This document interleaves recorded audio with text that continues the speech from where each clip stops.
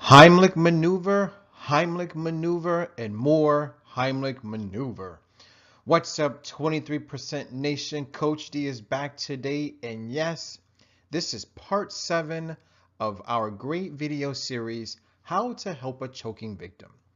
Now, guys, I do understand that a lot of you have been watching these videos, and you've probably been waiting, all right, Coach D, so we've learned about when to give back blows, when not to give back blows, but what about the Heimlich maneuver? I thought that that was the only way in which you could save someone from choking. Well, 23% Nation, Coach D is here today to finally introduce to you the Heimlich maneuver. That's right. So without any further delay, let's go ahead and learn exactly how to execute the Heimlich maneuver properly. All right, so some people may just be tuning in, okay, for whatever reason, and that's okay. So for those of us who are new, allow me to go ahead and give you a brief summary of all of our past videos. Now keep in mind, this is video number 7, so that means that there have been 6 previous videos. Now in the first one, we learned about a very unfortunate incident that happened during the 23% challenge. Unfortunately, a man was eating a slice of pizza and actually choked to death. In video 2, we gave a definition for the word choking.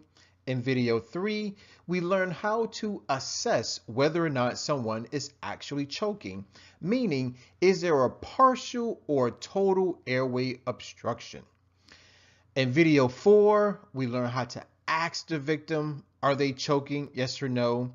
In video 5, we initiated the administration of first aid. Now, in video 6, we talked about giving back blows. And now that we're in video 7, guys, we're now going to talk about administering abdominal thrust, which is more commonly called the Heimlich maneuver. So without any further delay, guys, let's dive right on in. Okay, so step 5 is all about executing the Heimlich maneuver in a positive and, of course, correct manner. So guys, the Heimlich maneuver is basically you administering abdominal thrust to our choking victim. Okay, now here's something that's very important that we all need to take notice of. It is only to be used on adults or children that are older than 1 year of age. So once again, guys, the Heimlich maneuver is great and it is meant to, of course, dislodge whatever may be stuck in the person's windpipe or trachea. But keep in mind, it's to be used on adults or on children that are older than 1 year old. Okay, so let's be clear. We're not supposed to use the Heimlich maneuver on infants. Later on, we'll do a separate video on how to properly administer first aid on an infant. But as for now, the Heimlich maneuver is strictly for adults and any child that is older than 1 year of age. Okay, so in order to initiate the Heimlich maneuver, very first step is we must stand behind the choking victim, not in front of them, not to the side, but behind the choking victim. Okay, great. Next up, you want to put your arms around his or her waist and lean them slightly forward. Now, guys, if we can reflect back to the last video, I believe that was video 6, when we were administering the back blows, once again, we had to stand behind the choking victim. So now that we have moved beyond the back blows and we're now administering these abdominal thrusts, once again, we need to be behind the choking victim. Okay, moving on. Now here is what's ultimately important. We need to make a fist with your hand and place it directly above the person's navel but below the breastbone. Okay, so guys, I hope you understand that. And so here's the reason why. notice that if you go midway between the breastbone and the navel, basically you should feel a very fleshy portion of the body. So that's making sure that we're in the right position. Guys, if you look at the picture, if you move your fist too far north, okay, then unfortunately, you're going to be pressing against a person's breastplate or sternum as it's anatomically known. If you apply too much force to a person's sternum, then it is possible that you could seriously injure the individual. If not, maybe breaking their sternum or maybe breaking a rib. Now let's remember, we're here to save lives. We're not here to injure the person any further. So please, when you make that fist, make sure that it is placed strategically between the navel and the bottom of the sternum.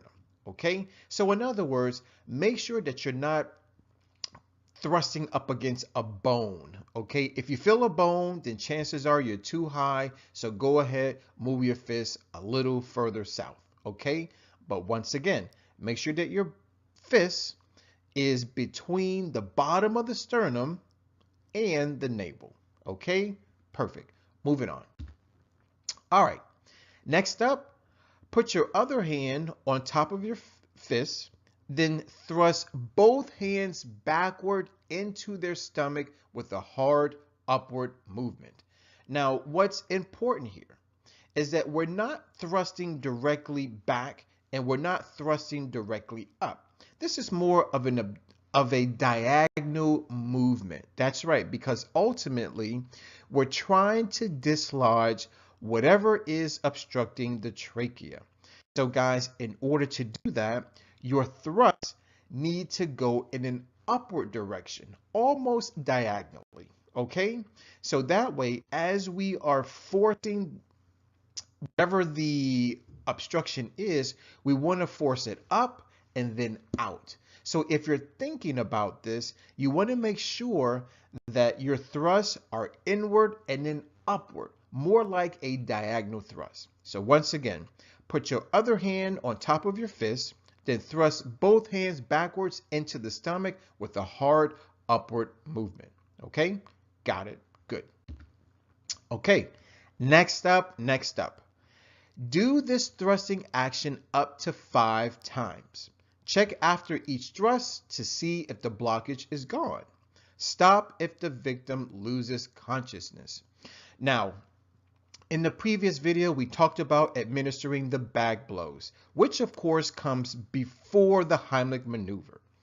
Now, as we were delivering our back blows, okay, we had to administer up to 5 back blows. And it was also important that we check to see if whatever was blocking the trachea had actually been dislodged.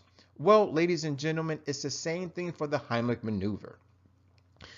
After each thrust, you want to check and see if the food, the toy, the coin has actually been expelled through the mouth, okay? So in other words, after each thrust, you want to make sure that you check and see if whatever is blocking the trachea has actually exited the body, okay? Now, if our victim loses consciousness, now that's a whole nother game plan right there. And so that's going to require another video. But as for now, we want to make sure, number 1, we're standing behind the individual. Number 2, we have our fists in the right position, meaning below the sternum but above the navel. Number 3, we want to make sure that these thrusts are going in and up. And number 4, we need to make sure that after each thrust that we are checking to see if whatever is lodged in the person's trachea has actually exited the body. So I hope these directions are clear. I hope they're concise. But once again, we're here to save people's lives. So if at any point you missed something or you didn't quite understand something, feel free to rewind this video or go view the previous videos. Once again, we are here to save lives. Ladies and gentlemen, that's all that Coach D has for you today. I want to thank you for watching. I definitely want to thank you for listening. please subscribe, like the video, and of course, leave us a comment. But in order to facilitate you writing a comment, Coach D has a question for you today. That's right. So get ready, because here it is. Voila. Okay. Guys, our question of the day is, how many abdominal thrusts should be given to a choking victim? Now, guys, for this question, I'll offer you a hint. It's the same number of thrusts as, it's the same number as back blows. Okay? So once again, our question of the day is, how many abdominal thrusts should be given to a choking victim? Please write your answer in the comment box below. Why? Because me and the rest of the 23% nation, we all have inquiring minds. Guys, that's it. I'm Coach D. I'm out. Please stay tuned for our next video. And always remember, be well, be blessed, and never forget that Coach D loves you. Take care and goodbye.